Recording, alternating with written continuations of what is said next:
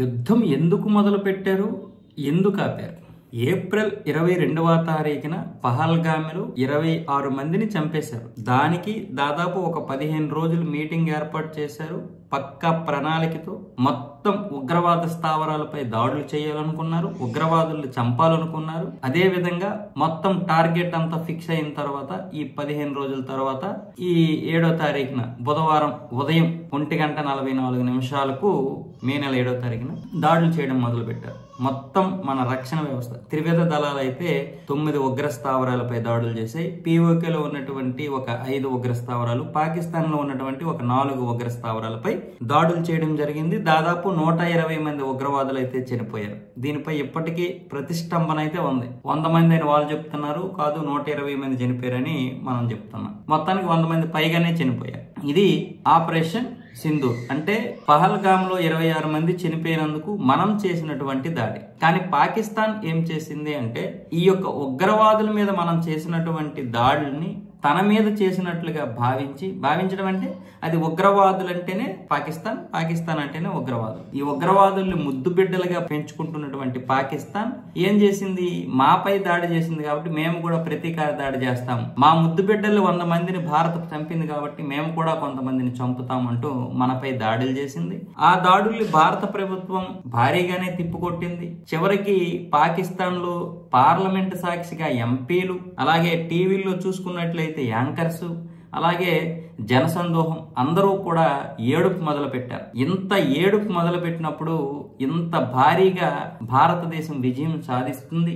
ఇలాంటి సమయంలో బలోచిస్తాన్ని సపరేట్ చేస్తుంది, POKని స్వాధీనం చేసుకుంటుంది. ఈ 2 పనులు గనక జరిగితే పాకిస్తాన్ జీవితంలో మన వైపు కన్నెత్త చూడదు అనుకుంటున్న సమయంలో యుద్ధ విరమణ అని ఒక ప్రకటన వచ్చింది. అది కూడా ఆ దిక్కుమాలిన ట్రంప్ యుద్ధ విరమణ చేయమంటే భారత ప్రభుత్వం యుద్ధ విరమణ చేసింది అంటూ అందరం కూడా నిరుత్సాహానికి గురయ్యాం. ఇంతకీ ఇప్పుడు ఆపరేషన్ సింధూర్ అనేది దేనికి మొదలు పెట్టినట్లు అంటే ఇక్కడ పహల్గామ్లో జరిగినటువంటి దాడికి మొదలు పెట్టినట్లు. అంటే ఉగ్రవాదులు ఖతం చేసాం, అయిపోయింది. ఇంకా మనం పాకిస్తాన్కి సంబంధించినటువంటి సైనిక స్థావరాలపైన కానీ, వారి సదుపాయాలపైన కానీ, ఇంకా లేకపోతే పాకిస్తాన్లో ఉన్నటువంటి ఇతర ప్రాంతాలపైన కానీ దేనిపైన కూడా మనం దాడి చేయలేదు. కేవలం ఆపరేషన్ సింధూర్ అనేది కేవలం ఉగ్రవాదులను చంపడం కోసం మాత్రమే. ఆ తర్వాత అది యుద్ధంగా పరిణమించింది. అయితే ఇది మంచి అవకాశం భారత ప్రభుత్వానికి. ఎందుకంటే POKని స్వాధీనం చేసుకోవడానికి కావచ్చు, లేకపోతే బలోచిస్తాన్ని సపరేట్ గా దేశం చేయడానికి కావచ్చు. కానీ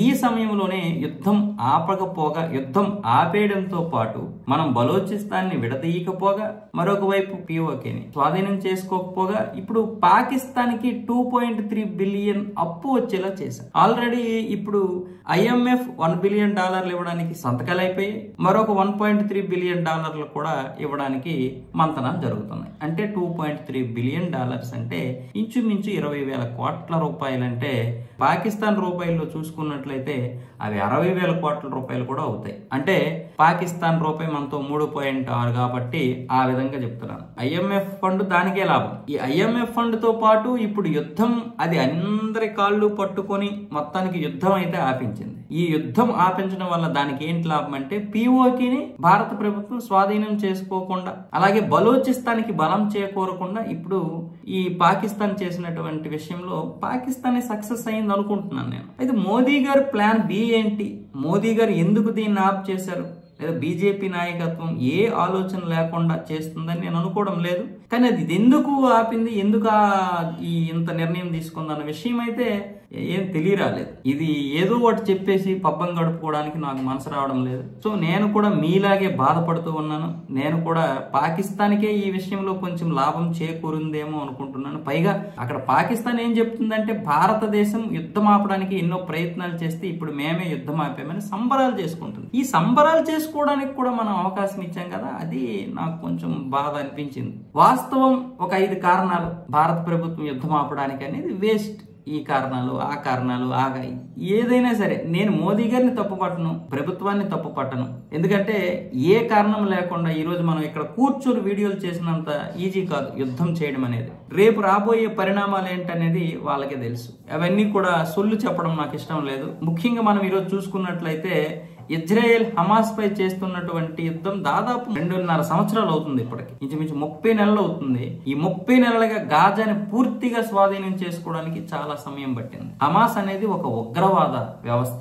ఆ ఉగ్రవాద వ్యవస్థను నాశనం చేసి గాజాని ఆక్యుపై చేసుకోవడానికి లేదా గాజాని స్వాధీనం చేసుకోవడానికి ఇజ్రాయెల్కి ఇప్పటికీ కూడా సమయం తీసుకుంటుంది. ఇంకా మరొక 3-4 సంవత్సరాలు యుద్ధం చేస్తే గానీ పూర్తిగా గాజా అయితే ఇజ్రాయెల్ చేతికి రాదు. మరి ఉక్రెయిన్, రష్యా. ఉక్రెయిన్ ఎంత ఉంది? రష్యా దగ్గర ఎన్ని ఆయుధాలు ఉన్నాయి? రష్యా దగ్గర మనమే ఆయుధాలు కొనుక్కుంటున్నాం కదా.